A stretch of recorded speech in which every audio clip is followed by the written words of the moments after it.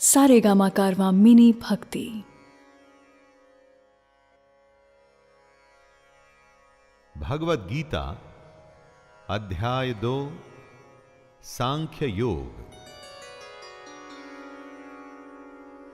जय श्री कृष्ण। दोस्तों, जीवन तो सब जीते हैं, लेकिन इसको जीने का सही सलीका कितनों को आता है?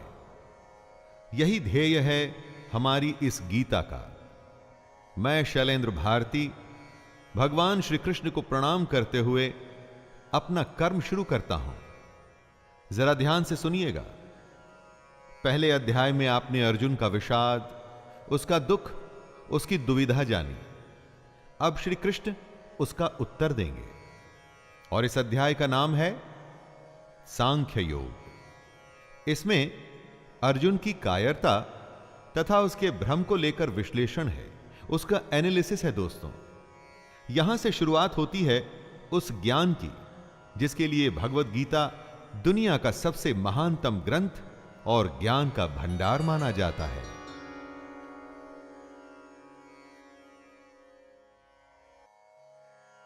संजय उवाच तं तथा कृपयाविष्टम् अश्रुपूर्णाकुलेक्षणं विषिदन्तमिदं वाक्यम् उवाच मधुसूदनः। संजय कहते हैं, उस प्रकार करुणा से भरे हुए और आंसुओं से पूर्ण तथा व्याकुल नेत्रों वाले शोक युक्त उस अर्जुन को भगवान देखते हैं। अर्जुन दुख से घिरा हुआ है, आशा खत्म हो चुकी है, हिम्मत टूट चुकी है, और ऐसे में कृष्ण उसे समझाना शुरू करते हैं। जहां युद्ध का वर्णन होना चाहिए था, वहां दुख और विषाद का माहौल है। अर्जुन की आंखों में आंसू, मन में निराशा है। यह एक बहुत बड़ी हैरानी की बात थी। धृतराष्ट्र या संजय कोई भी इसकी आशा नहीं कर रहे थे।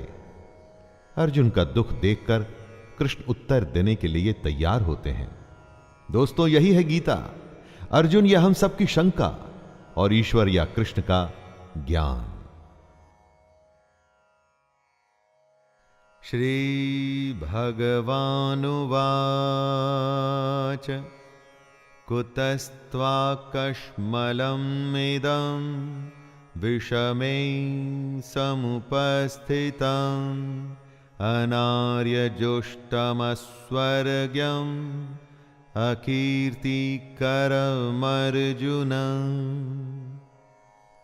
श्री भगवान बोलते हैं, हे अर्जुन, तुझे इस समय असमय में यह मोह किस हेतु से प्राप्त हुआ? क्योंकि न तो यह श्रेष्ठ पुरुषों के द्वारा आचरित है, न स्वर्ग को देने वाला है, और न कीर्ति को करने वाला ही है। युद्ध के समय ऐसी शंका, यह तो असमय है। दोस्तों, इस तरह अपने शत्रु के प्रति मोह दिखाने का काम अर्जुन जैसे योद्धा कैसे कर सकते हैं? अपने कर्म से अगर हम मुंह मोड़कर मोह या किसी और वजह से हताश बैठ जाएं, तो वो ठीक नहीं है। इससे कभी कोई लाभ नहीं होता। क्लैब्यमास्मगमः पार्थ नैतत्त्वयुपपद्यते क्षुद्रं हृदय दौर्बल्यं त्यक्त्वोत्तिष्ठ परन्तप। कृष्ण समझा रहे हैं, हे अर्जुन, नपुंसकता को मत प्राप्त हो। अगर तू युद्ध में आया है तो युद्ध कर, ऐसे डर मत। तेरे जैसे धनुर्धर के लिए यह ठीक नहीं है, सही नहीं कि इस तरह से मन की कमजोरी दिखाओ। दोस्तों, श्री कृष्ण यहां नपुंसकता का अर्थ शक्तिहीनता, कमजोर हो जाना, युद्ध से मुंह मोड़ लेने वाली बात कर रहे हैं। यानी कि जो धर्म कहता है उसके अनुसार कर्म तो करना ही चाहिए। स्वयं को कमजोर मानकर बात को छोड़ देना यह सही नहीं है। बुरे समय में अगर हमें भी जब आशंका सताए, यही बात हमें याद रखनी चाहिए कि मन की दुर्बलता छोड़ हमें सिर्फ उस कर्म के बारे में सोचना चाहिए जो हम करने के लिए आए हैं। अर्जुन उवाच कथं भीष्ममहं संख्ये द्रोणं च मधुसूदन इषुभिः प्रतियोत्स्यामि पूजार्हा वरिसूदन। अर्जुन अपनी शंका के बारे में कहते हैं, हे मधुसूदन, मैं रणभूमि में किस प्रकार बाणों से भीष्म पितामह और द्रोणाचार्य के विरुद्ध लड़ूं, जिनसे मैंने सब कुछ सीखा है, जो मेरे लिए सबसे बड़े हैं, उन पर मैं कैसे बाण चला सकता हूं। दोस्तों, यहां पर अर्जुन का कहना है, उसका संशय है, असल में सुनने में गलत नहीं लगता। अर्जुन जिनकी पूजा करते हुए बड़े हुए हैं, अपने पितामह या अपने गुरु पर वो बाण कैसे चला सकते हैं। लेकिन युद्ध का तो यही काम है। बाण शत्रु और अपने में भेद नहीं करता। जब वो चलता है तो प्राण लेने के इरादे से, जिसे करने में इस वक्त अर्जुन असफल हो रहे हैं। गुरु न हत्वा हि महानुभावान् श्रेयो भोक्तुं भैक्षमपि हलोके हत्वार्थकामांस्तु गुरुनिहैव भुञ्जीय भोगान् रुधिरप्रदिग्धान्। अर्जुन की दुविधा गलत नहीं लगती जब वो ऐसा कहते हैं कि इन महानुभाव गुरुजनों को न मारकर मैं इस लोक में भिक्षा का अन्न भी खाना कल्याणकारक समझता हूं। यहां पर अर्जुन कहते हैं कि इन गुरुजनों को मारकर इस दुनिया में किसी भी तरह का लाभ ले लूं, उसका क्या मतलब है। अपने इन लोगों को मारकर उससे अर्थ और भोग, धन धान्य, ऐश्वर्य, ये सब तो मैं प्राप्त कर लूंगा, परंतु ऐसे भोगों से क्या प्राप्त होगा। दोस्तों, अर्जुन ही नहीं, दुनिया में न जाने कितने लोग ऐसे होते हैं जिन्हें लगता है कि परिवार भी न छूटे और मोक्ष भी प्राप्त हो जाए, परंतु यह तो संभव नहीं। न चैतद्विद्मः कतरन्नो गरीयो यद्वा जयेम यदि वा नो जयेयुः यानेव हत्वा न जिजीविषामस्तेव स्थिताः प्रमुखे धार्तराष्ट्राः। अर्जुन कहते हैं, हम ये भी नहीं जानते कि हमारे लिए युद्ध करना और न करना, इन दोनों में से कौन सा श्रेष्ठ है, अथवा ये भी नहीं जानते कि उन्हें हम जीतेंगे या वे हमको जीतेंगे। और जिनको मारकर हम जीना भी नहीं चाहते, वे ही हमारे आत्मीय धृतराष्ट्र के पुत्र हमारे मुकाबले में खड़े हैं। भविष्य में क्या होगा ये तो कोई भी नहीं जानता। विधि ने क्या विधान लिखा है उसके बारे में किसी को नहीं पता, लेकिन वर्तमान में हम जो करना चाहते हैं उसका निर्णय हमारे हाथ में होता है। हमारे कर्म सिर्फ और सिर्फ हमारे ही हाथ में हैं। तो क्या युद्ध जीतने के लिए अपनों को मारना ठीक है? अपने कर्म को पूरा करने के लिए हमें किस सीमा तक जाना चाहिए और किस सीमा को पार करना चाहिए? कार्पण्य दोषोपहत स्वभावः पृच्छामि त्वां धर्म सम्मूढ़चेताः यच्छ्रेयः स्यान्निश्चितं ब्रूहि तन्मे शिष्यस्तेऽहं शाधि मां त्वां प्रपन्नम्। इसलिए कायरता रूप दोष से उपहत हुए स्वभाव वाला तथा धर्म के विषय में मोहित चित्त हुआ मैं आपसे पूछता हूं कि जो साधन निश्चित कल्याणकारक हो वो मेरे लिए कहिए, क्योंकि प्रभु मैं आपका शिष्य हूं। दोस्तों, कमजोर क्षणों में हम डर जाते हैं, जिससे कंफ्यूजन का भाव हमारे अंदर आता है। अर्जुन ये मान रहे हैं कि वो कंफ्यूज्ड हैं, कायरता का दोष वो अपने ऊपर ले रहे हैं, और तभी तो ये कहते हैं कि श्री कृष्ण मैं आपका स्टूडेंट हूं, आपको सरेंडर करता हूं, मुझे बताइए कि क्या सही है। दुविधा के समय गुरु ही एकमात्र सहारा होता है। दोस्तों, और गुरु के सामने कुछ भी छुपाना नहीं चाहिए। खुलकर अपने हृदय की बात, अपना भय, अपनी शंका, सब कुछ सामने रख देना चाहिए।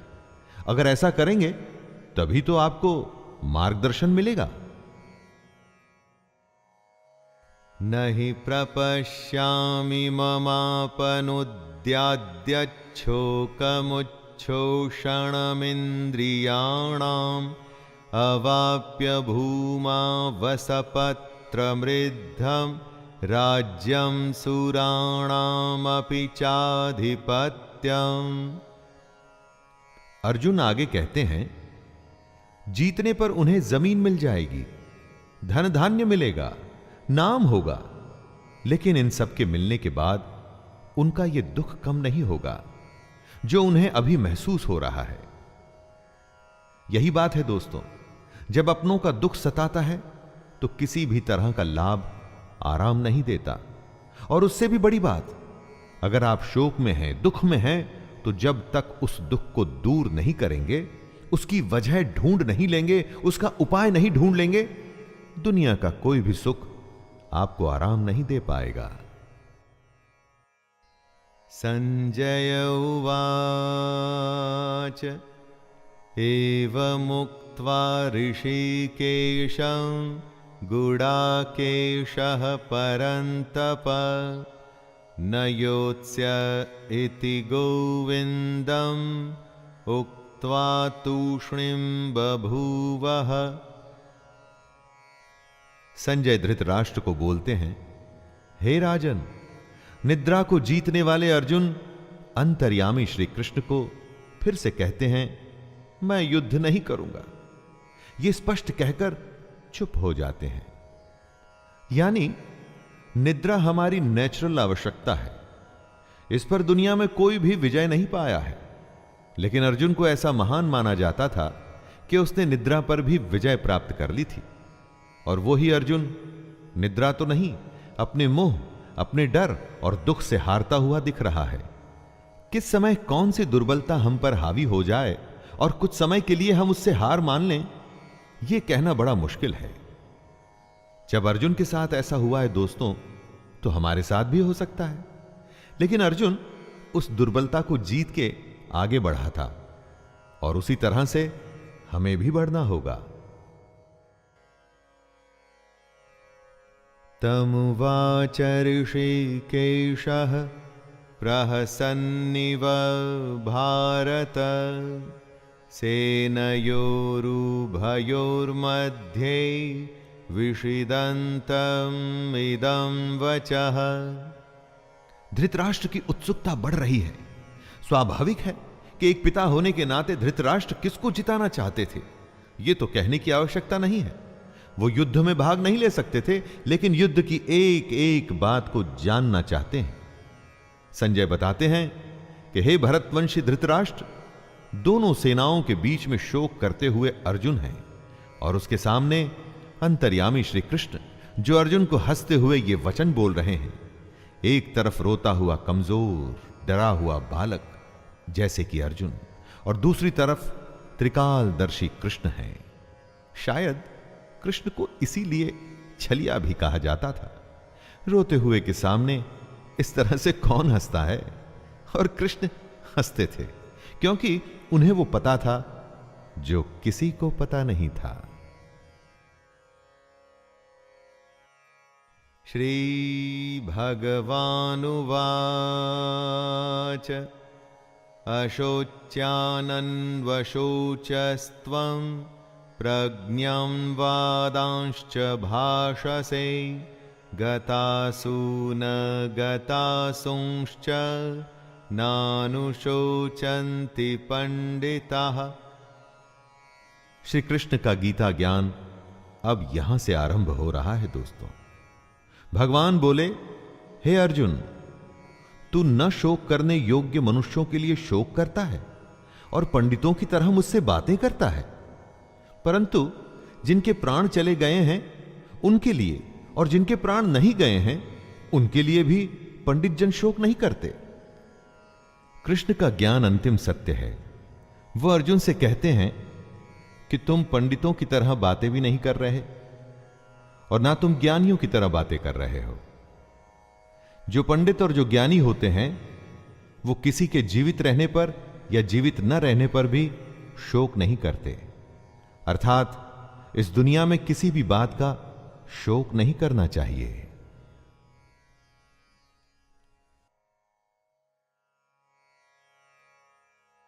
न त्वैवाहं जातु नासं न त्वं नेमे जनाधिपः न चैव न भविष्यामः सर्वे वयमतः परम।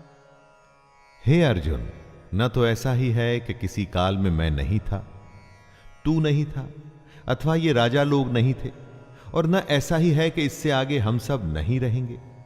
ऐसा कोई समय नहीं था अर्जुन, जब अर्जुन नहीं था, कृष्ण नहीं था, बाकी के राजा नहीं थे। हम आते हैं और जाते हैं, फिर से आते हैं, समय का खेल चलता रहता है। अब यह बात अर्जुन या हमारे जैसे दुनियादारी में फंसे लोगों के लिए समझना या समझाना बहुत मुश्किल है दोस्तों, और इसी में से कृष्ण हमें बाहर निकालना चाहते हैं। काल का फेर, जी हां, काल का फेर तो चलता ही रहता है। हर काल में हमारे जैसे, अर्जुन के जैसे और कृष्ण के जैसे लोग होते हैं। आने वाले समय में भी हम तीनों होंगे और ऐसा ही खेल फिर से होगा। देहिनोऽस्मिन् यथा देहे कौमारं यौवनं जरा तथा देहान्तरप्राप्तिर्धीरस्तत्र न मोह्यते। कृष्ण जीवन का खेल समझाते हुए कहते हैं, जैसे जीवात्मा की इस देह में बालकपन, जवानी और वृद्धावस्था होती है, वैसे ही अन्य शरीर की प्राप्ति होती है। इस विषय में धीर पुरुष मोहित नहीं होता। हमारी आत्मा तो वही रहती है, लेकिन शरीर बचपन से बुढ़ापे तक बदलता है। वैसे ही नए जन्म में नया शरीर मिलता है। दोस्तों, कृष्ण कहते हैं कि बदलाव प्रकृति का नियम है। जो अभी है वो अगले पल बदल चुका है। आपको चाहे वो दिखे या न दिखे, आप उसे महसूस करें या न करें। जब बदलाव नियम है, ऐसे नियम के लिए फिर दुखी क्यों होना? जो नहीं बदलता उसे कहते हैं आत्मा। आत्मा की इस परिभाषा को ध्यान से समझ लीजिए। शरीर बदलता है दोस्तों, आत्मा कभी नहीं बदलती।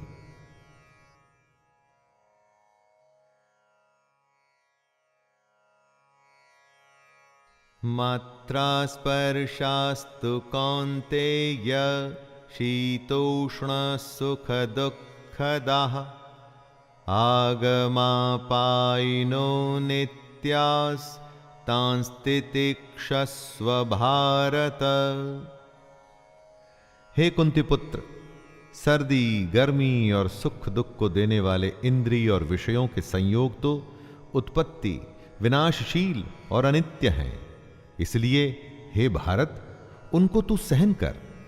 जिन्हें हमारी इंद्रियां महसूस करती हैं, वो सर्दी, गर्मी या सुख दुख आते जाते रहते हैं, हमेशा नहीं रहते। हमारे सेंसेस और उनके विषयों से जुड़ करके हमें भूख, नींद, सुख, दुख, सुकून, बेचैनी जैसे फीलिंग्स आती हैं। लेकिन ये सब हमारे शरीर से जुड़ी बातें हैं जो खत्म होने वाली हैं। सारी की सारी खत्म होने वाली हैं, परंतु जो खत्म नहीं होता उसे कहते हैं आत्मा।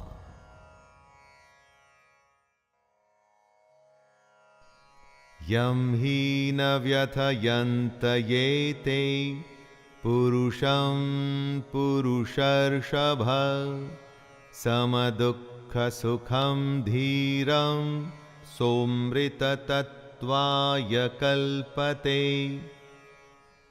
क्योंकि हे पुरुष श्रेष्ठ, दुख सुख को समान समझने वाले जिस धीर पुरुष को ये इंद्रिय और विषयों के संयोग व्याकुल नहीं करते, वह मोक्ष के योग्य होता है। सुख दुख जो बराबर समझे, दोनों हालत में एक जैसा रहे, वही जीवन में आगे बढ़ता है। जितनी भी आपकी आयु हो, जीवन में जरा पीछे मुड़ के देखिए। न जाने कितनी बार आप सुख दुख से बीते होंगे। कभी बेतहाशा खुशी हुई होगी, किसी के जाने या बेहद बड़े नुकसान पे शायद आप फूट फूट के रोए भी होंगे।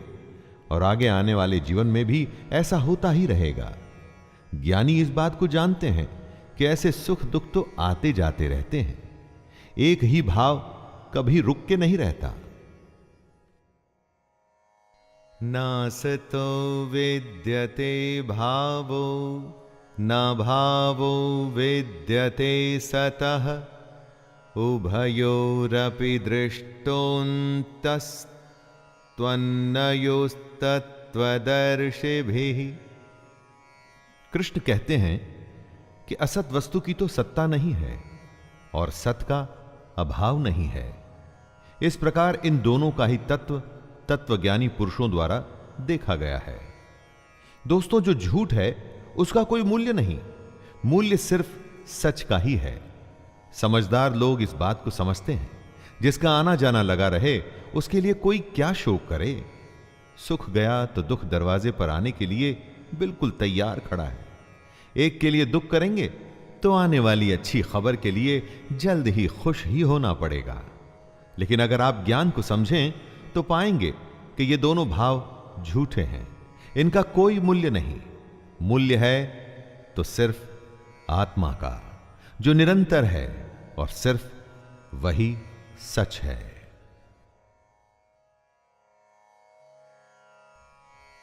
अविनाशी तु तद्विद्धि येन सर्वं इदं ततं विनाशमव्ययस्यास्य न कश्चित् कर्तुमर्हति।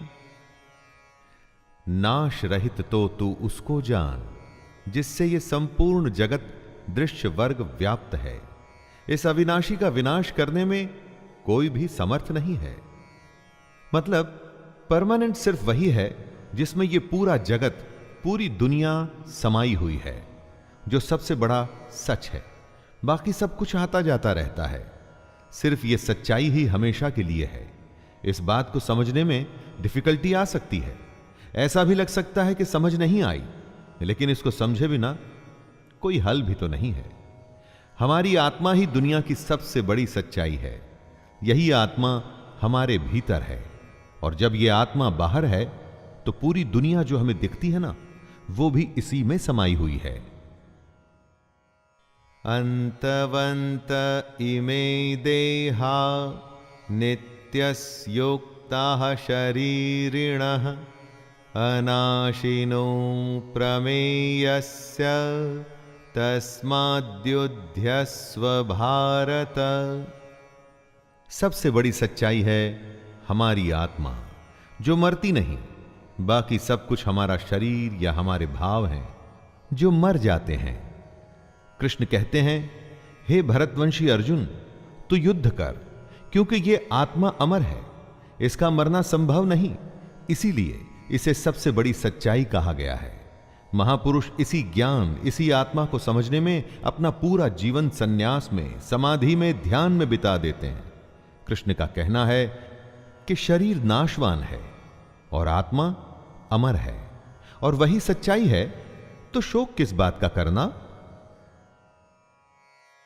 य एनं वेत्ति हन्तारं यश्चैनं मन्यते हतम् उभौ तौ न विजानीतो नायं हन्ति न हन्यते। जो इस आत्मा को मारने वाला समझता है तथा जो इसको मरा हुआ मानता है, वे दोनों ही नहीं जानते सच्चाई को, क्योंकि ये आत्मा वास्तव में न तो किसी को मारती है और न किसी के द्वारा मारी जाती है। अर्थात आत्मा सिर्फ होती है, उसका होना ही सच है, बाकी कुछ नहीं।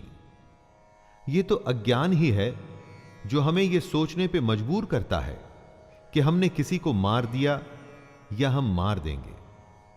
लोग अपने अहंकार में ऐसा समझते हैं कि वे बहुत कुछ कर सकते हैं या बहुत कुछ कर चुके हैं। यह सिर्फ उनकी नादानी है। अज्ञानता है।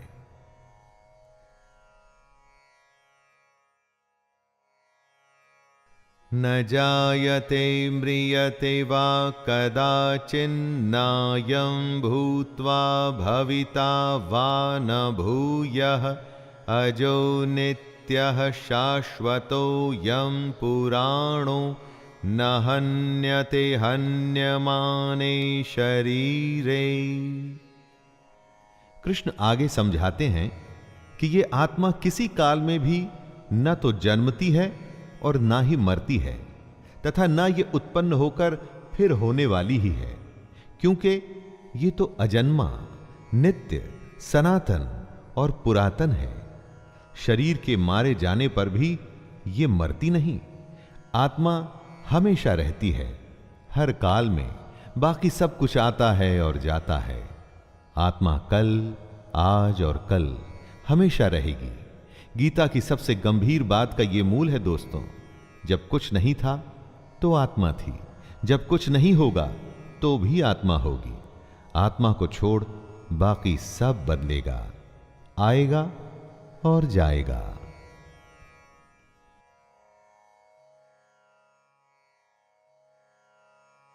वेदा विनाशिनं नित्यं य एनमजमव्ययम् कथं स पुरुषः पार्थकं घातयति हन्तिकम्। हे पृथापुत्र अर्जुन, जो पुरुष इस आत्मा को नाश रहित, नित्य, अजन्मा और अव्यय मानता है, वह पुरुष कैसे किसको मरवाता है और कैसे किसको मारता है? जो इस बात को समझता है कि आत्मा ही सबसे बड़ा सच है, वो किसी को कैसे मार सकता है या कैसे मरवा सकता है? इस बात को समझने का मतलब है कि ब्रह्म रूपी सच को समझना, ब्रह्म को समझना। सच से अधिक हम झूठ को महत्व देते हैं, आत्मा से अधिक हम पार्थिव शरीर को। पार्थिव शरीर जो मिट्टी से बना है और अग्नि में जल के उसी में मिल जाएगा और फिर से मिट्टी हो जाएगा। महत्व हमें देना है अपनी आत्मा को, जो हमेशा थी और हमेशा रहेगी। वासांसि जीर्णानि यथा विहाय नवानि गृह्णाति नरोपराणि तथा शरीराणि विहाय जीर्णान् यन्यानि संयाति नवानि देहि। जैसे मनुष्य पुराने वस्त्रों को त्याग कर दूसरे नए वस्त्रों को ग्रहण करता है, वैसे ही जीवात्मा पुराने शरीरों को त्याग कर दूसरे नए शरीरों को प्राप्त होता है। मतलब आत्मा को छोड़ बाकी सब कुछ बदलता है, एकदम वैसे ही जैसे हम कपड़े बदलते हैं। पुराने कपड़े के फट जाने पर, उसके धागे धागे अलग हो जाने पर उसे छोड़ दिया जाता है। वैसे ही अलग अलग कारण से जब मृत्यु होती है और शरीर रहने लायक नहीं रहता, तब आत्मा उसे छोड़कर दूसरे शरीर में चली जाती है। शरीर की आयु होती है, परंतु आत्मा की नहीं। जब देह की आयु पूरी हो जाती है तो उसकी सांसें रुक जाती हैं और आत्मा अपने एक घर को छोड़कर दूसरे घर में जाती है।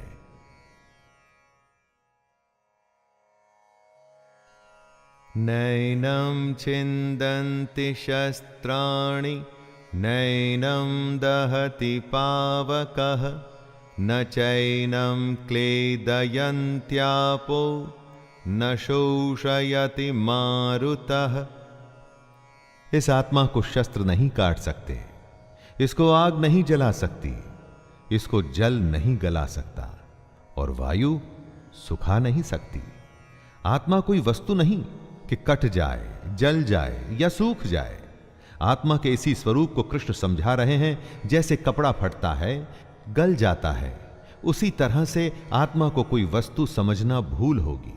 उस आत्मा को अपनी इस दुनिया की किसी चीज से मत तोलिए। आत्मा किसी के भी जैसी नहीं, उसका कोई दूसरा उदाहरण संभव ही नहीं। आत्मा अपने आप में विरली और अनूठी है। यह हमसे पहले भी थी और आगे भी रहेगी। अच्छेद्योऽयमदाह्योऽयम् अक्लेद्यो शोष्य एव च नित्यः सर्वगतः स्थाणुरचलोऽयं सनातनः। ये आत्मा अच्छेद्य है, इसे छेदा नहीं जा सकता। ये आत्मा अदाह्य है, इसे जलाया नहीं जा सकता।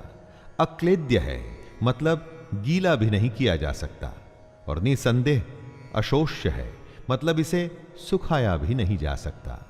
ये आत्मा नित्य, सर्वव्यापी, अचल, स्थिर रहने वाली और सनातन है। सनातन का अर्थ क्या होता है दोस्तों? जो हमेशा से है और हमेशा रहेगा, वही आत्मा भी है। श्री कृष्ण ये बताना चाहते हैं कि हम जो नाशवान हैं, मतलब हमारा जो ये शरीर है, इस पर ज्यादा ध्यान न दें।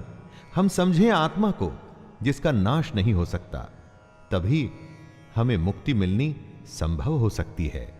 वरना मोह और दुविधा में हम हमेशा फंसे रह जाएंगे, जैसे कि अभी अर्जुन फंसा हुआ है और अपना कर्म करने को तैयार ही नहीं।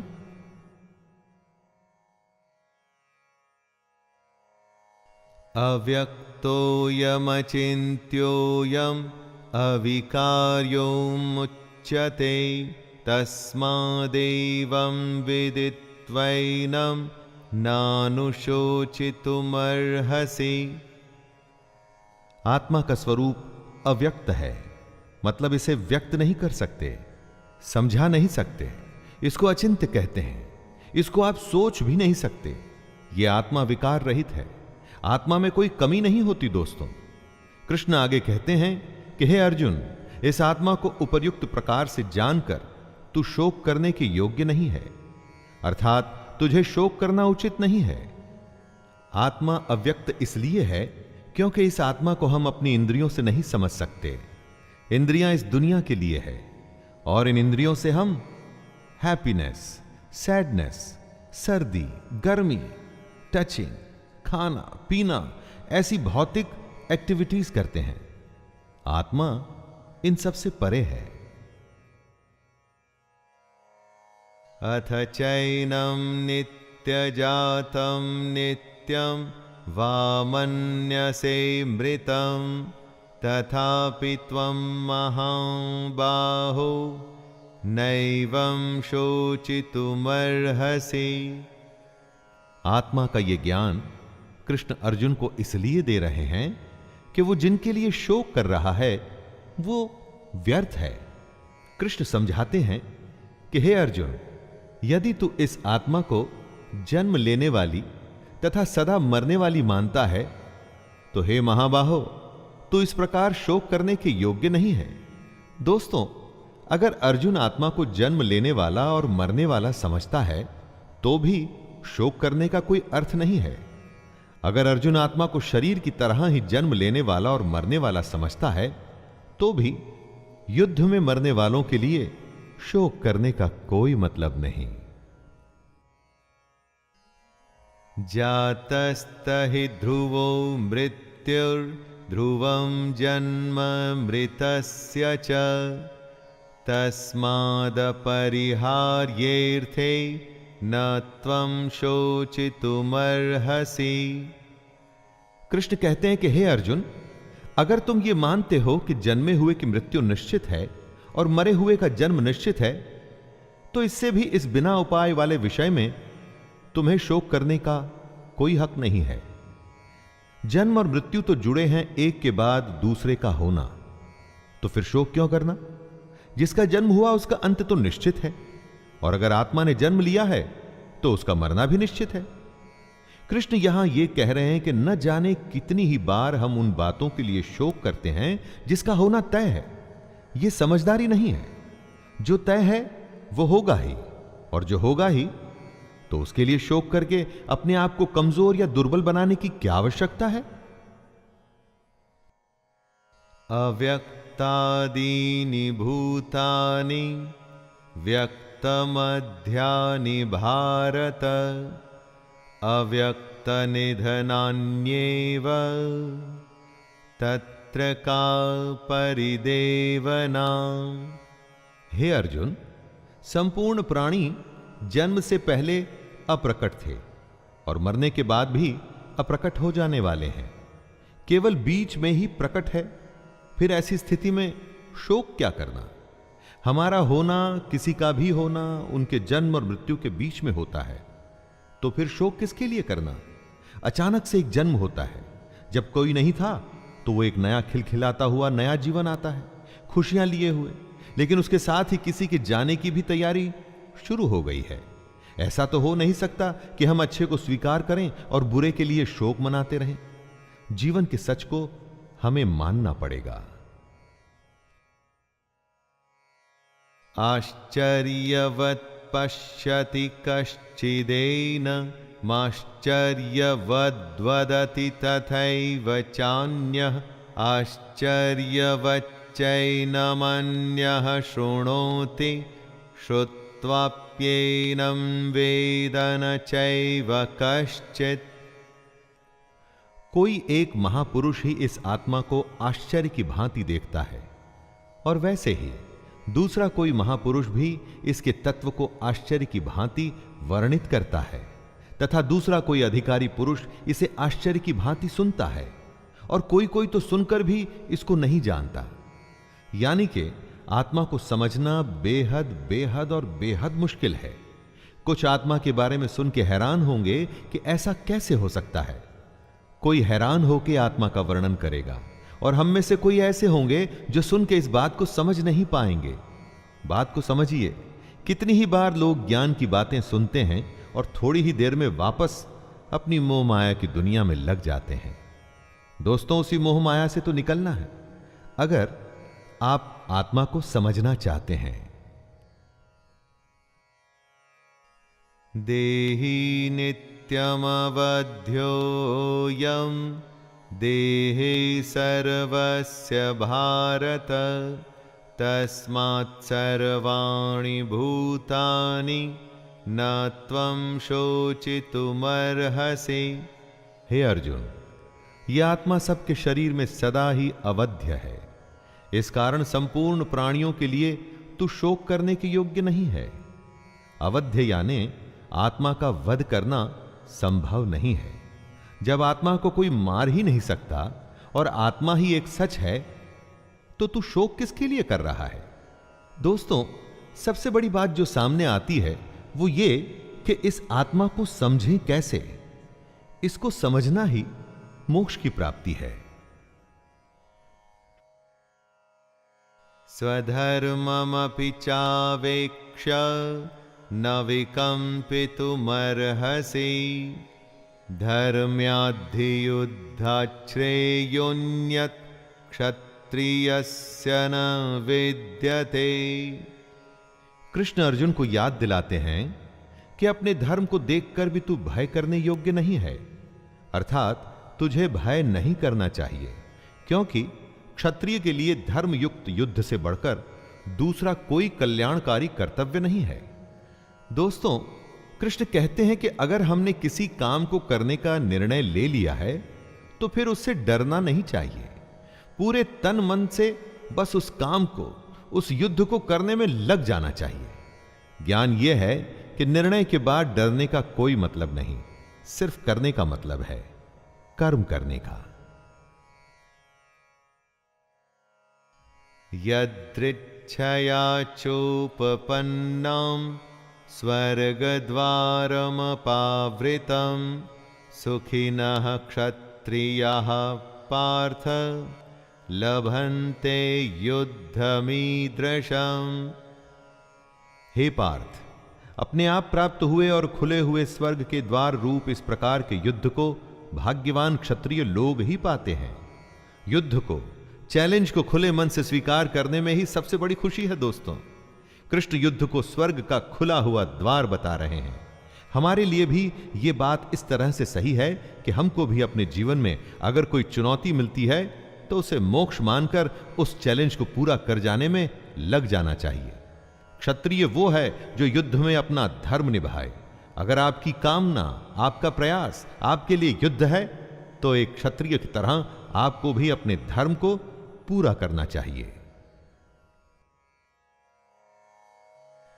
अथ चेत्त्वमिमं धर्म्यं संग्रामं न करिष्यसि ततः स्वधर्मं कीर्तिं च हित्वा पापमवाप्स्यसि। किंतु यदि तू इस धर्मयुक्त युद्ध को नहीं करेगा तो स्वधर्म और कीर्ति को खोकर पाप को प्राप्त होगा। कृष्ण चेतावनी देते हैं कि अगर हमने चैलेंज को, युद्ध को स्वीकार नहीं किया तो फिर उसके बदले में सिर्फ पाप मिलेगा। हमारा स्वभाव हम में युद्ध करने की क्षमता, शक्ति को पैदा करता है, और अगर हमारा स्वभाव हमें युद्ध से दूर लेके जा रहा है तो मतलब हम अपने धर्म से दूर हो रहे हैं और पाप के भागी हो रहे हैं। अकीर्तिं चापि भूतानि कथयिष्यन्ति ते व्ययां संभावितस्य चाकीर्तिर्मरणादतिरिच्यते। कृष्ण कहते हैं, हे अर्जुन, सब लोग तेरी बहुत काल तक रहने वाली अपकीर्ति का भी कथन करेंगे, और माननीय पुरुष के लिए अपकीर्ति मरण से भी बढ़कर है। मतलब युद्ध करने से अगर मना कर दिया तो उससे बड़ा अपमान, उससे बड़ी बेइज्जती कुछ नहीं हो सकती। कुछ लोगों की भीड़ में अगर आप जाते हैं तो सब आपको सम्मान से देख आपकी प्रशंसा करते हैं, और दूसरी स्थिति में आप कहीं जाते हैं तो लोग अपमान से देखते हैं, अपनी नजरें फेर लेते हैं। आपको क्या स्वीकार है, यश या अपकीर्ति, अपमान या सम्मान? युद्ध को छोड़ देने का मतलब ही अपमान है।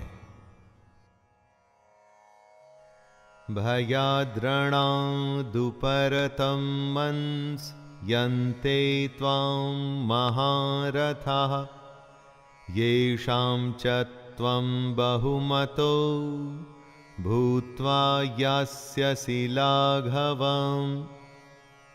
अर्जुन, जिनकी दृष्टि में तू पहले बहुत सम्मानित होकर अब लघुता को प्राप्त होगा, वे महारथी तुझे भय के कारण युद्ध से हटा हुआ मानेंगे।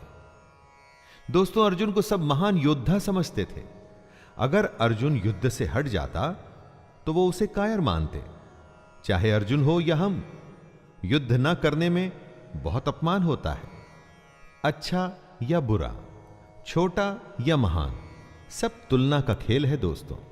इस खेल में हार जीत तो होती ही है, इसके अलावा युद्ध में कौशल दिखाना भी एक बहुत बड़ी बात होती है। और अगर कोई युद्ध से ही मुंह फेर ले तो समाज में उसे कहीं जगह नहीं मिलती।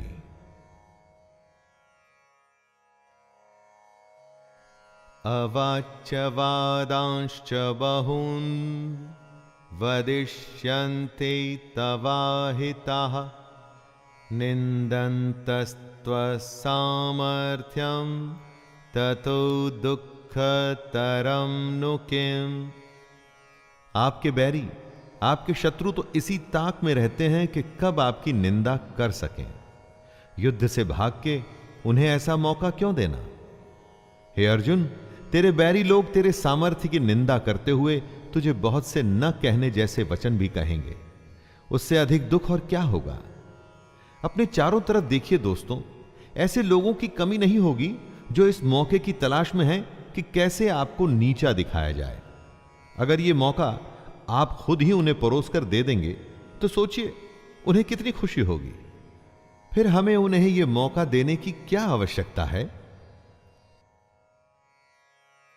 हतो वा प्राप्स्यसि स्वर्गं जित्वा वा भोक्ष्यसे महीं तस्मादुत्तिष्ठ कौन्तेय युद्धाय कृतनिश्चयः।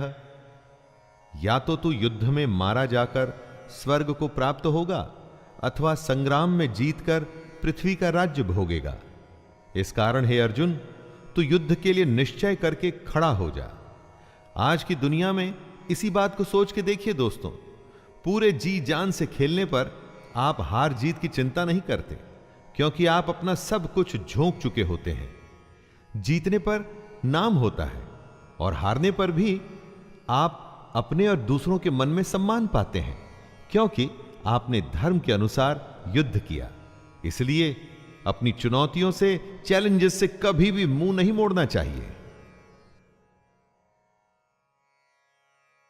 सुख दुखे समे कृत्वा लाभालाभौ जया जयौ ततो युद्धाय युज्यस्व नैवं पापमवाप्स्यसि।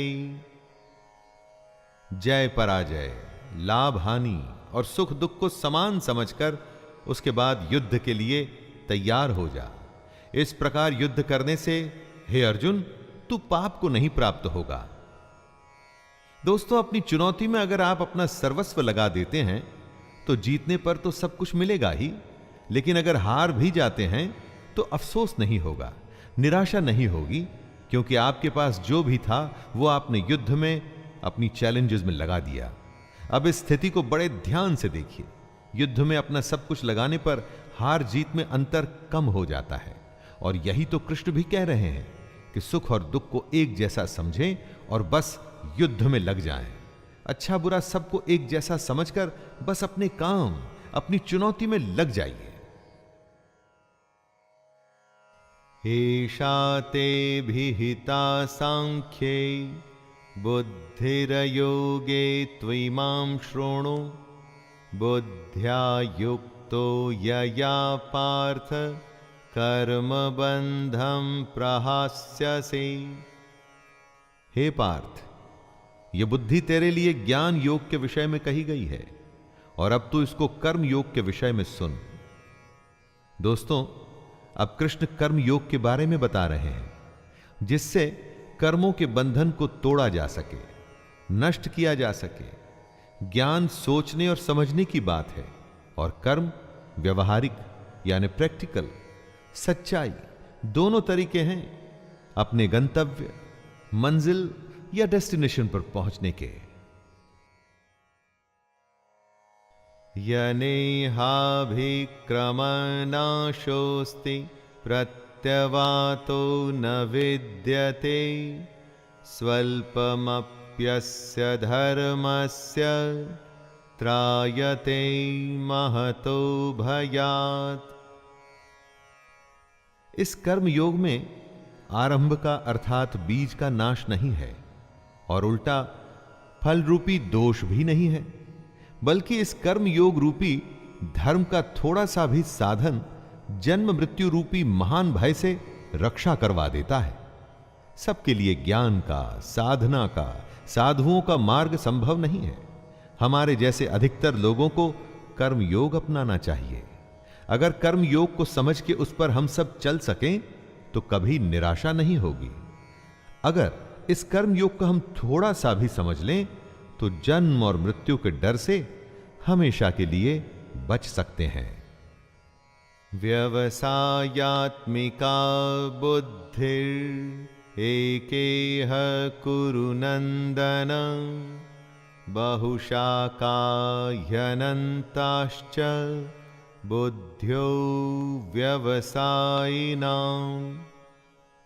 हे अर्जुन, इस कर्म योग में निश्चयात्मिका बुद्धि एक ही होती है, किंतु अस्थिर विचार वाले विवेकहीन सकाम मनुष्यों की बुद्धियां निश्चय ही बहुत भेदों वाली और अनंत होती है। जब फैसला लेना हो तो बुद्धि एक ही होती है, लेकिन जहां सोच की, फैसले की, निर्णय की कमी हो वहां कई बुद्धियां काम करती हैं। यहां अनिर्णय की स्थिति के बारे में कहा गया है। दोस्तों, जब आप फैसला नहीं ले पाते हैं, कोई डिसीजन नहीं ले पाते हैं, तो न जाने कितनी ही दिशाओं में आपका ध्यान, आपकी बुद्धि जाती है। लेकिन अगर आप निर्णय करने की सोच लें तो उसके बाद सिर्फ उस काम को करने का ही प्रण होता है। और अगर ऐसा नहीं है तो ऐसा होना चाहिए। यामिमां पुष्पितां वाचं प्रवदन्त्य विपश्चितः वेदवादरताः पार्थ नान्यदस्तीति वादिनः। हे अर्जुन, जो भोगों में तन्मय हो रहे हैं, जो कर्म फल के प्रशंसक वेद वाक्यों में ही प्रीति रखते हैं, जिनकी बुद्धि में स्वर्ग ही परम प्राप्य वस्तु है और जो स्वर्ग से बढ़कर दूसरी कोई वस्तु ही नहीं देखते, यानी ऐसे लोग जो कर्म के बदले में होने वाले सिर्फ फल लाभ की ही बात करते हैं। जब भी कोई काम उससे होने वाले फायदे से शुरू होता है तो वो काम नहीं, स्वार्थ हो जाता है, उसे कर्म नहीं कह सकते। जो लोग ऐसा करते हैं उन्हें कृष्ण कर्म फल का प्रशंसक बता रहे हैं। आप अकर्मी होने से बचिए। कामात्मानः स्वर्गपरा जन्म कर्म फल प्रदां क्रिया विश्लेष बहुलां भोगैश्वर्य गतिं प्रति। ऐसे लोगों को कृष्ण ढोंगी बताते हैं।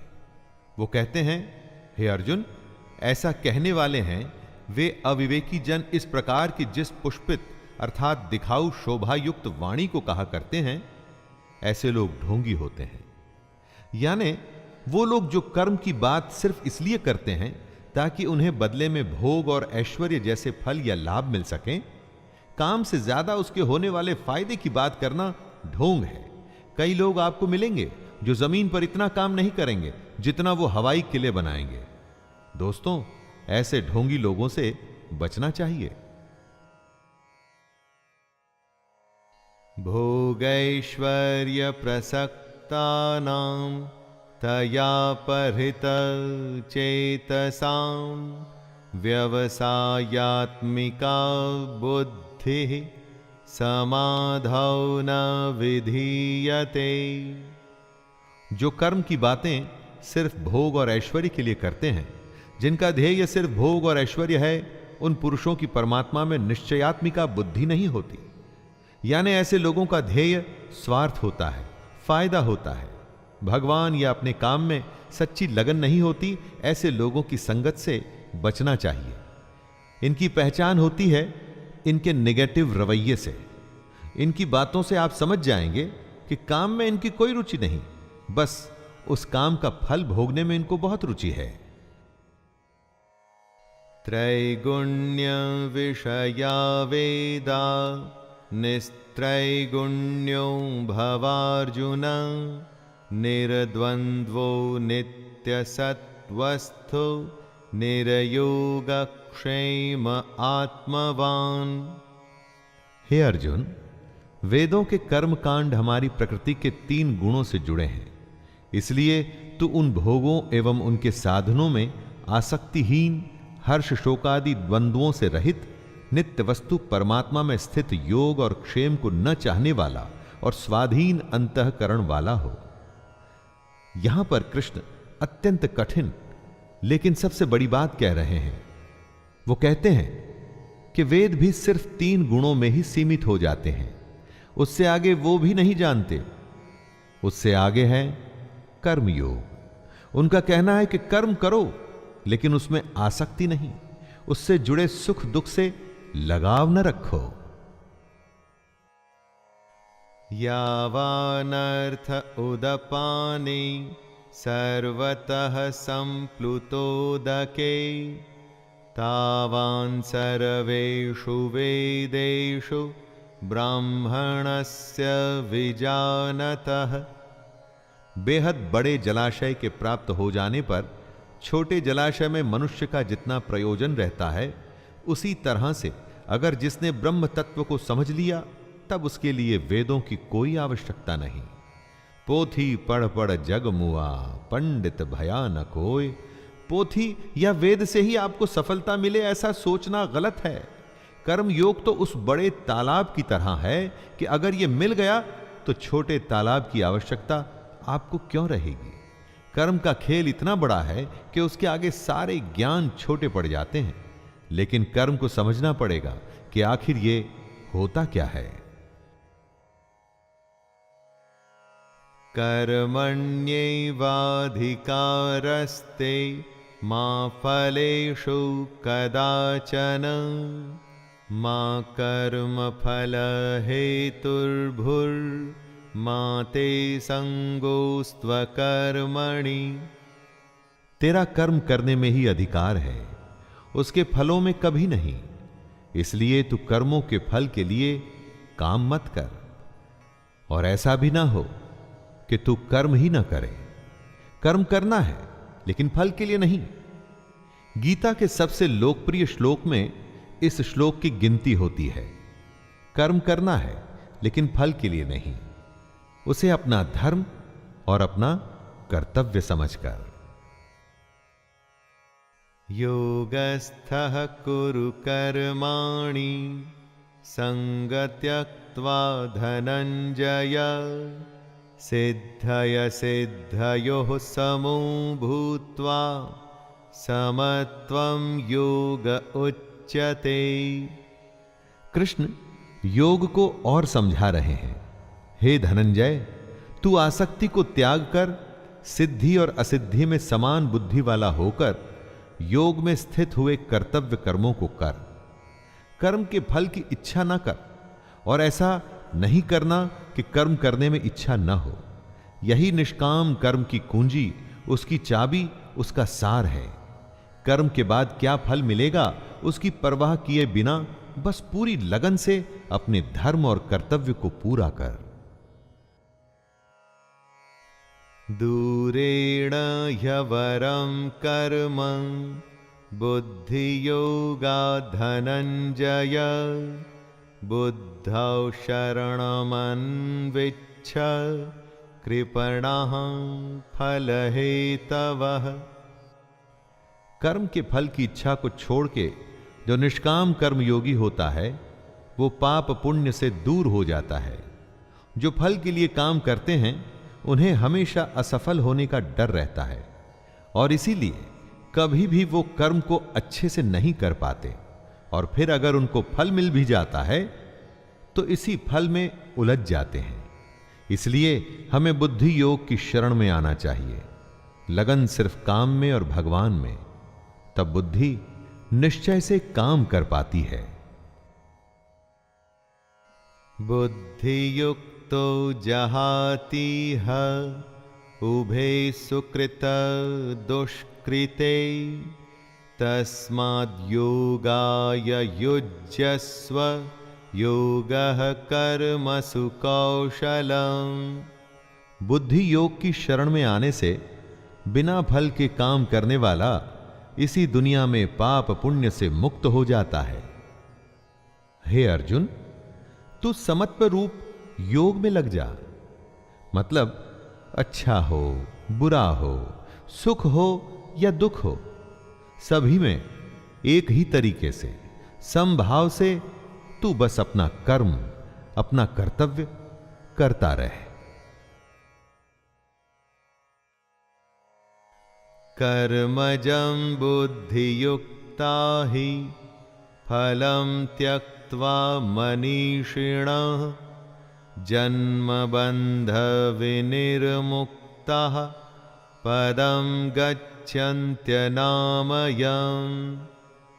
आम इंसान कर्म करके उसके फल को प्राप्त कर खुश होता है, और उसके बाद दूसरे फल के लालच में फिर से नए कर्म में लग जाता है। इसमें फल के बारे में सोचना ही प्रधान है, और यही गलत बात है। अगर आप अपनी सारी शक्ति, क्षमता और इच्छा सिर्फ कर्म में लगाएं और फल को भूल जाएं, तो क्या होगा? आपका ध्यान कर्म में रहेगा, आप उस कर्म में बेहतर होंगे, आपकी तरक्की होगी। और रही बात फल की, तो सोच के देखिए, अगर आपने कर्म किया है तो आखिर फल जाएगा कहां?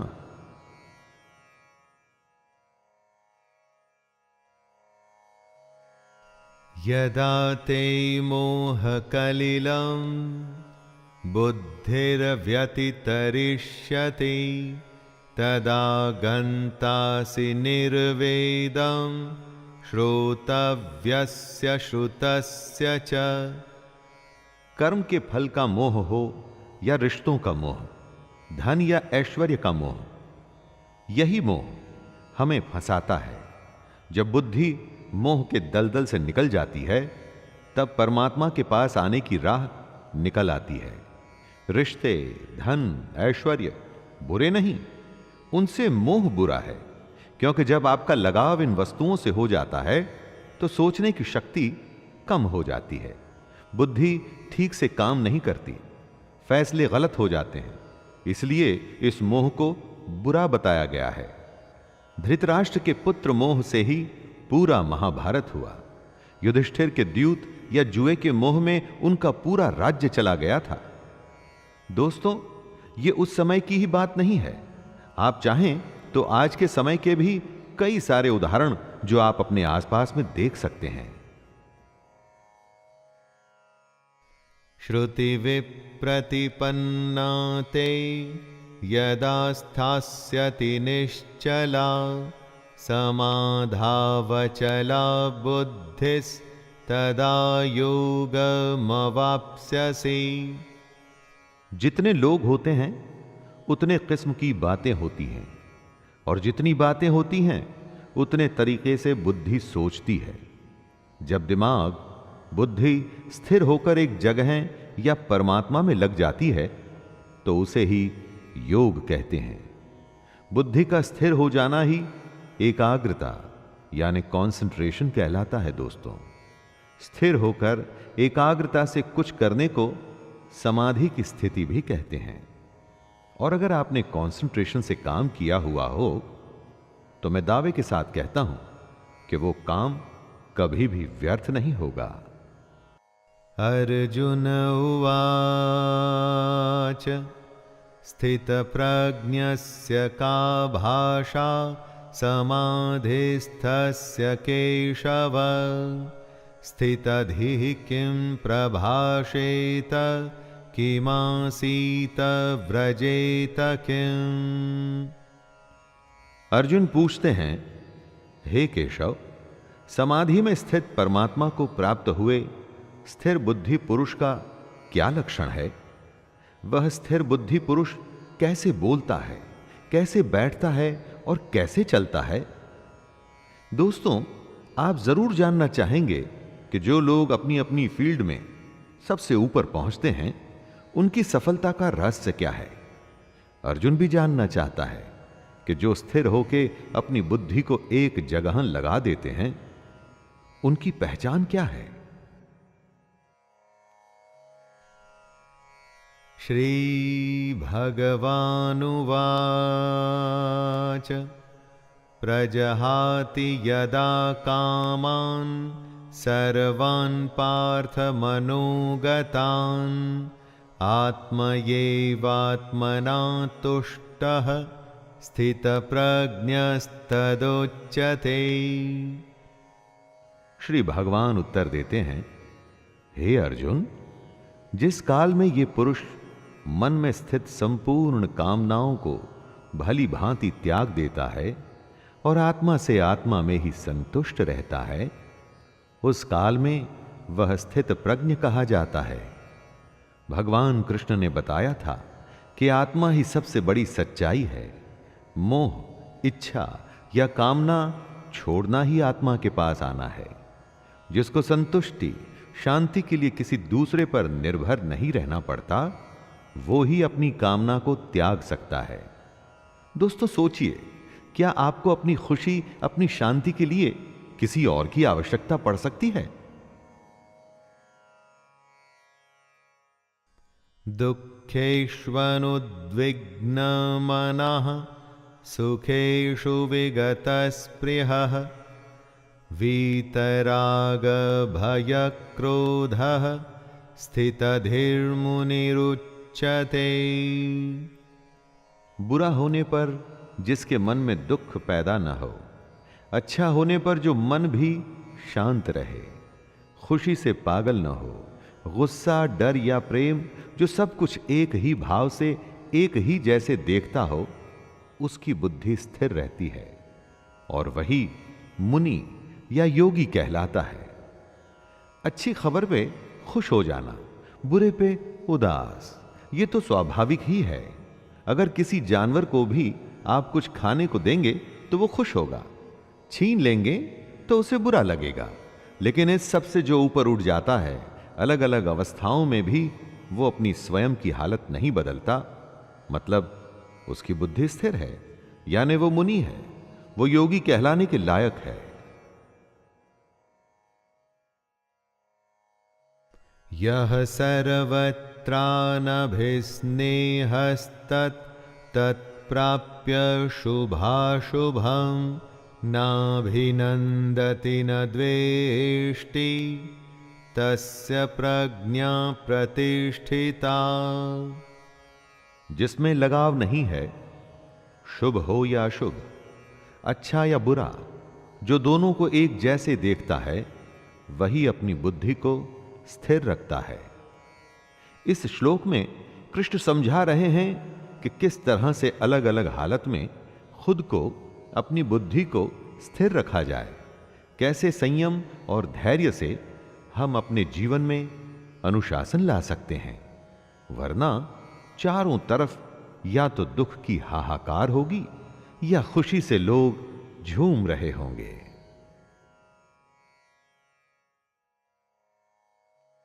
यदा संहरते चायं कूर्मोऽङ्गनीव सर्वशः इन्द्रियाणीन्द्रियार्थेभ्यस्तस्य प्रज्ञा प्रतिष्ठिता।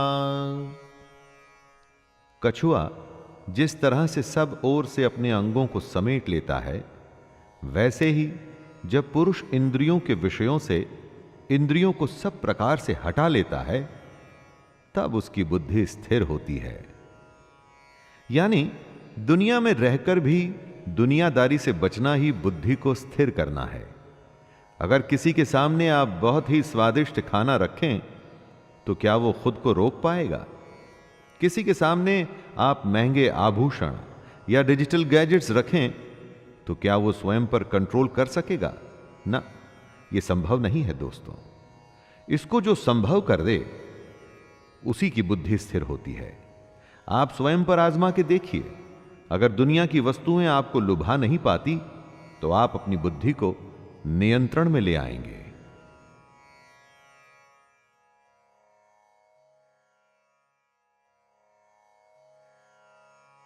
विषया विनिवर्तन्ते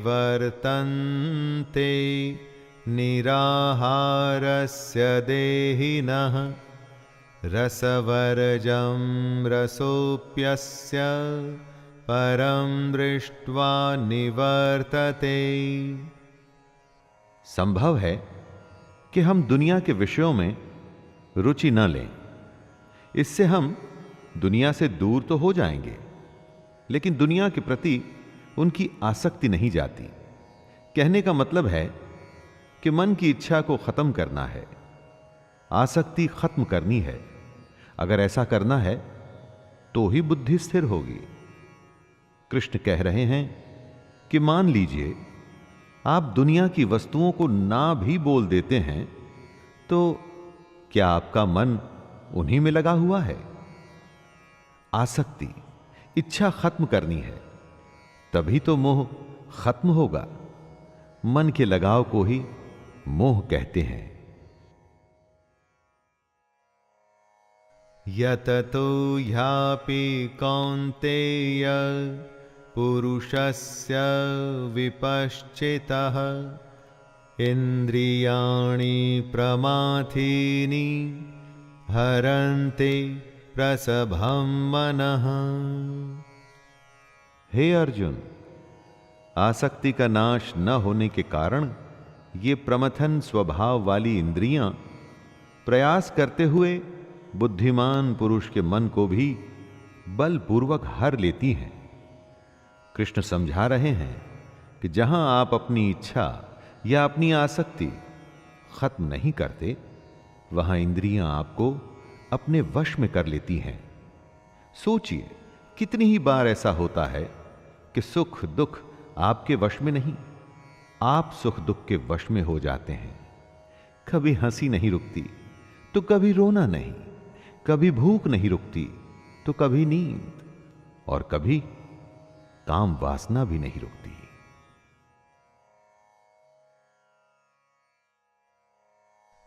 तानि सर्वाणि संयम्य युक्त आसीत मत्परः वशे हि यसेन्द्रियाणि तस्य प्रज्ञा प्रतिष्ठिता। इंद्रियों को वश में करके भगवान को ध्यान में रख जो बैठता है, अपने कर्म अपने कर्तव्य में जो ध्यान लगाता है, उसी की बुद्धि स्थिर हो जाती है। वो ईश्वर अपने लक्ष्य के समीप हो जाता है।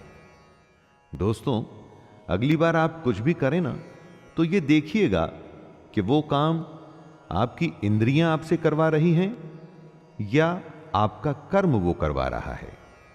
आप खुद ही समझ जाएंगे कि श्री कृष्ण क्या कहना चाहते हैं। इंद्रियों के वश में ना होकर उन्हें अपने वश में करने पर ही आप अपनी बुद्धि को स्थिर कर पाएंगे। ध्यायतो विषयान् पुंसः संगस्तेषुपजायते संगात् संजायते कामः कामात् क्रोधोऽभिजायते। विषयों के बारे में अर्थात इच्छाओं के बारे में सोचते रहने से उसमें आसक्ति हो जाती है और आसक्ति से उन विषयों की कामना उत्पन्न होती है और जब वो कामना पूरी नहीं होती तो क्रोध उत्पन्न होता है। जिस तरह ज्यादा खाने से भूख बढ़ती है, ज्यादा सोने से नींद बढ़ती है, उसी तरह से जब आप अपनी इच्छाओं के बारे में सोचते रहते हैं तो बस उसी में फंस के रह जाते हैं और उसे ही आसक्ति कहते हैं। आसक्ति के बढ़ने को कामना कहते हैं और कामना के पूरा न होने पर गुस्सा आता है और तब आप अपनी समझ खो देते हैं।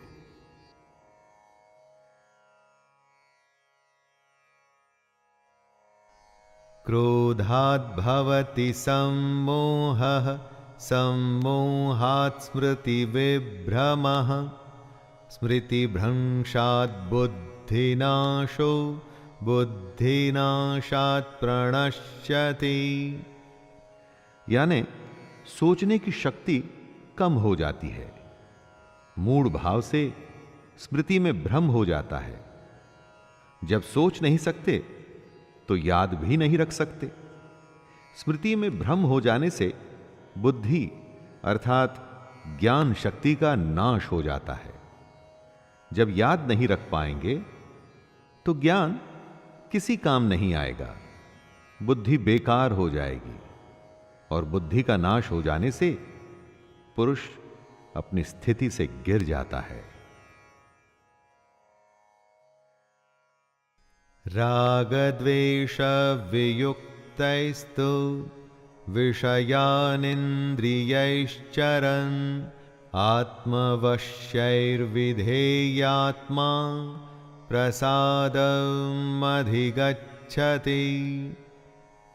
जो अपनी इच्छाओं को, अपनी आसक्तियों को अपने नियंत्रण अर्थात कंट्रोल में रख पाते हैं, दोस्ती शत्रुता गुस्से या प्यार के बिना अपनी इंद्रियों को भटकने नहीं देते, वो अंतःकरण की प्रसन्नता को प्राप्त होते हैं। ऐसे लोगों को बाहरी नहीं, हार्दिक और अंदरूनी प्रसन्नता होती है। आनंद, खुशी, शांति कहीं बाहर नहीं होती दोस्तों, वो तो हमारे अंदर होती है और हम उसे ढूंढते बाहर हैं। इसलिए ऐसा कहा गया है कि मोह को कहां ढूंढे रे बंदे, मैं तो तेरे पास। प्रसादे सर्वदुःखानां हानिरस्योपजायते प्रसन्नचेतसो ह्याशो बुद्धिः पर्यवतिष्ठते। अंतःकरण की प्रसन्नता होने पर, अंदर से प्रसन्न होने पर दुख खत्म हो जाते हैं और ऐसे प्रसन्न चित्त कर्म योगी की बुद्धि शीघ्र ही सब ओर से हटकर एक परमात्मा में ही भली भांति स्थिर हो जाती है।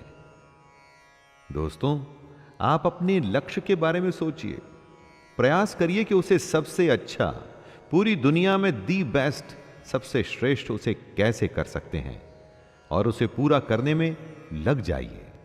फल का मत सोचिए कि लक्ष्य पूरा होगा कि नहीं, बस उसे करते रहिए और फिर देखिए कैसी मानसिक शांति और सुकून मिलता है आपको। नास्ति बुद्धिरयुक्तस्य न चायुक्तस्य भावना न चाभावयतः शांतिर्शान्तस्य कुतः सुखम। जो पुरुष अपने मन या अपनी इंद्रियों को नहीं जीत पाते, उनमें निश्चयात्मिका बुद्धि नहीं होती, यानी कि वो स्पष्ट और सटीक निर्णय नहीं ले पाते। ऐसे मनुष्य के अंतःकरण में भावना भी नहीं होती। भावनाहीन मनुष्य को शांति नहीं मिलती, और शांति रहित मनुष्य को सुख कैसे मिल सकता है? बीमार आदमी क्या अच्छा खाना और क्या बुरा खाना, उसे कुछ अच्छा नहीं लगता। जो अंदर होता है वो बाहर आता ही है। जब आपके अंदर शांति नहीं होगी तो आप आनंद कभी भी प्राप्त नहीं कर पाएंगे।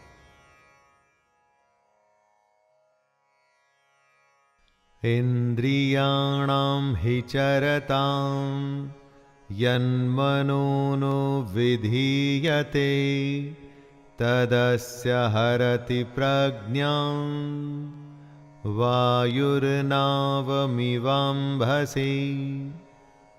जैसे जल में चलने वाली नाव को वायु हर लेती है, जैसे हवा पानी में चलती हुई नाव की दिशा बदल देती है, वैसे ही विषयों में विचरती हुई इंद्रियों में से मन जिस इंद्रिय के साथ रहता है वह एक ही इंद्रिय इस अयुक्त पुरुष की बुद्धि को हर लेती है। अगर वो क्रोध में है तो और कुछ भी नहीं सोच पाएगा, और अगर प्रेम में है तो उसे किसी बात की सुध भी नहीं रहेगी। जिस भी इंद्रिय के वश में होगा उसे उसके अलावा कुछ भी समझ नहीं आएगा। इन इंद्रियों के नियंत्रण से निकल के इनको आपके नियंत्रण में रखिए दोस्तों, फिर देखिए आपके लिए क्या संभव है। सब कुछ संभव हो जाएगा। तस्माद्यस्य महाबाहो निगृहीतानि सर्वशः इंद्रियाणीन्द्रियार्थेभ्यस्तस्य प्रज्ञा प्रतिष्ठिता। हे महाबाहो, जिस पुरुष की इंद्रियां इंद्रियों के विषयों में सब प्रकार निग्रह की हुई हैं, उसी की बुद्धि स्थिर है। यानी जिस पुरुष ने अपनी इंद्रियों और उनसे होने वाली इच्छाओं पर पूरी तरह से रोक लगा रखी है, उसी की बुद्धि स्थिर है। और बुद्धि हमारा ध्यान ऐसी ऐसी जगह पर ले जाती है जहां पर हम उलझ के अपना असली मकसद भूल जाते हैं। बुद्धि सहारा लेती है हमारी इंद्रियों का। इसलिए अगर बुद्धि पर विजय प्राप्त करनी है दोस्तों, तो इंद्रियों को वश में करना ही होगा।